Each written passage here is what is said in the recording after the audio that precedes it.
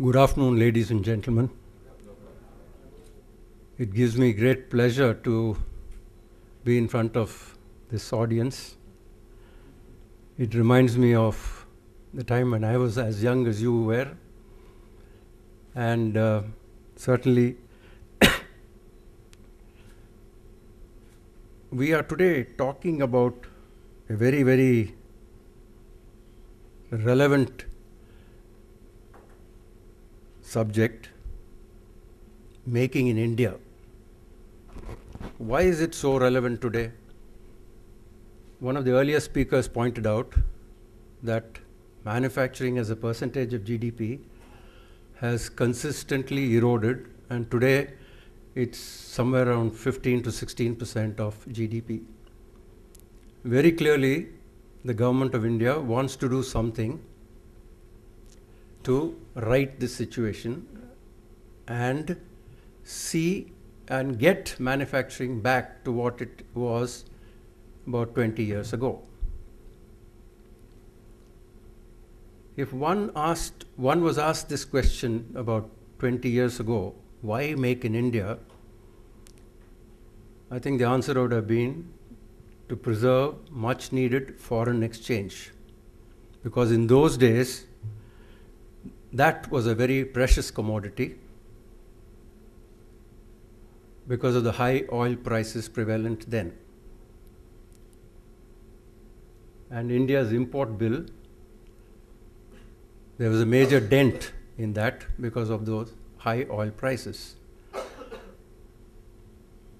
Today, thanks to the low oil prices, and as a result of the contribution that the information technology industry has made, foreign exchange per se is not that much of an issue. Today, the need of the hour is creation of jobs. And I think that is one of the main reasons the Prime Minister himself is piloting this Make in India concept.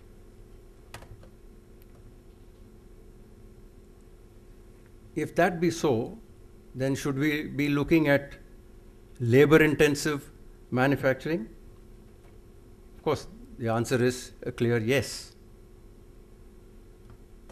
Now, what really constitutes manufacturing? In the business that I was in, basically we refer to assembly and production of components as manufacturing. So I would essentially believe that there are two constituents: assembly and manufacture of components. Depending on the complexity of the industry, many choose to start with assembly rather than to go on to full-blown manufacturing. In high-tech areas like defense and advanced electronics, it would be prudent to commence with assembly as a first step. If the industry sector is not all that high-tech, then perhaps we can straight away start with complete manufacturing. We used to refer to it as SKD assembly, CKD assembly, and then finally full-blown manufacturing. But are we ready and equipped for Make in India today? We have large manpower resources, but are they skilled and adequately trained? I don't know the answer to that one. It depends again on the type of industry that we are talking about.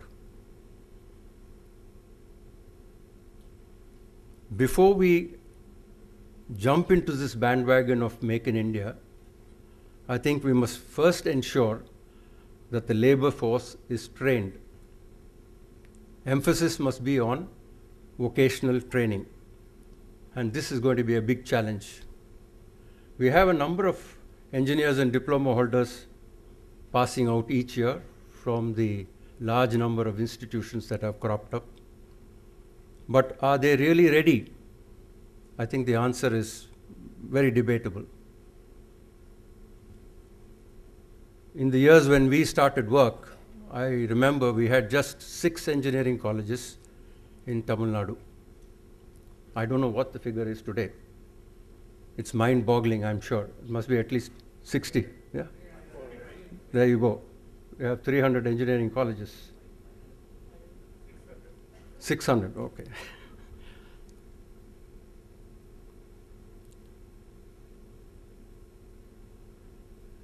Does India have the advantages that countries like Brazil and China have? Or do not have, sorry. We are excluding, for the purposes of this discussion, countries which are more advanced and which are developed. The first thing that comes to mind as an advantage for India is the demographic factor.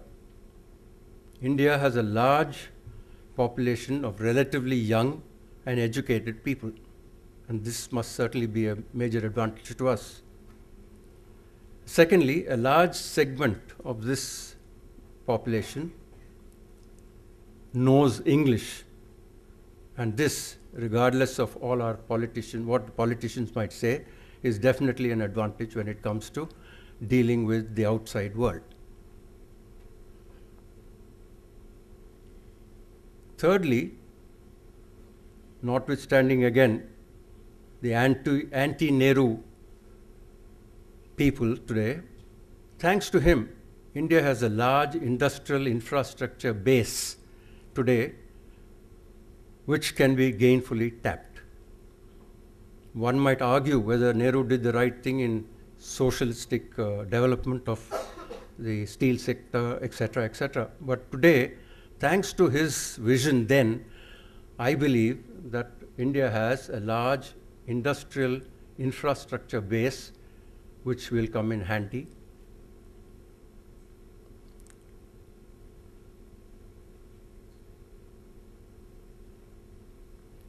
One might ask a question, if we had such a large, good industrial infrastructure base all these years, what did we really do with it?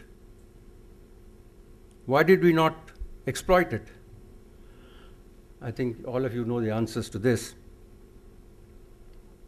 Lack of political will, perhaps fighting between the various political parties. One says the crow is black, the other says the crow is white, and so on and so forth.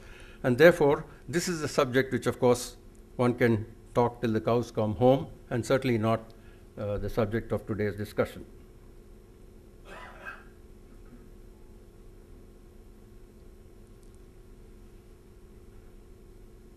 Many of us would like to believe that perhaps the government is the culprit and has made it difficult to run business in India with a plethora of regulatory laws and bureaucratic hurdles.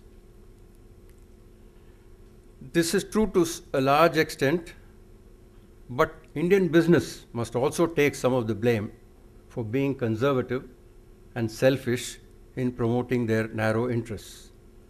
The success of the IT industry, in spite of these hurdles, is proof that where there is a will, there is a way. Having said all this, we must concede that doing business in India is certainly not easy, more so in the manufacturing area where there are a number of complex issues.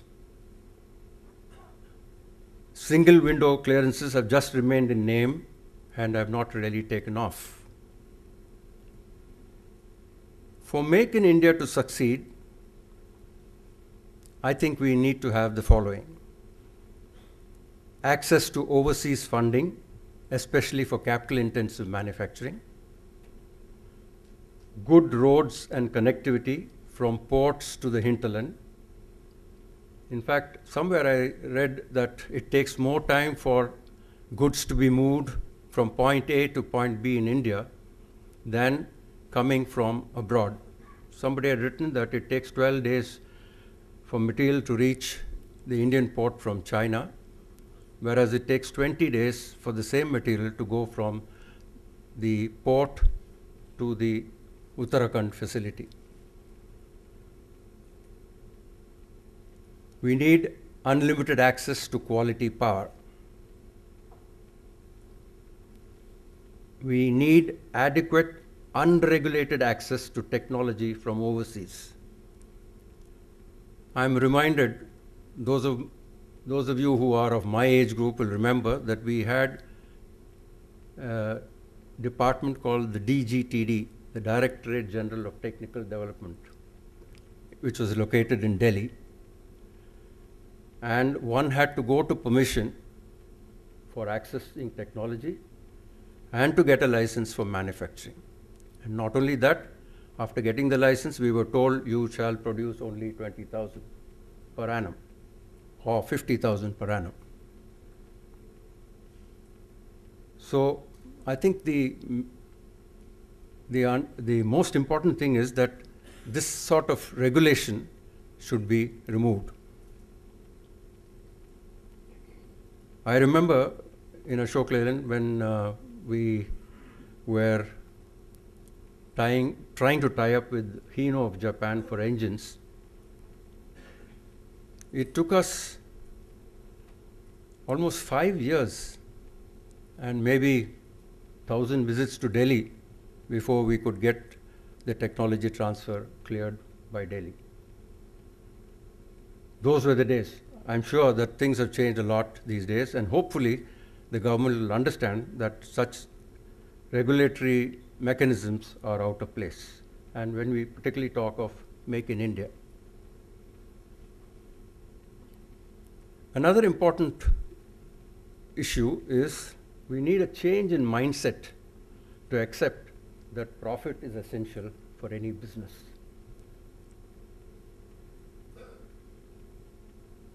Profit in those days meant exploitation. And profit was a very bad word. I think that mindset has to change. Nobody wants to put his money until he in India is today.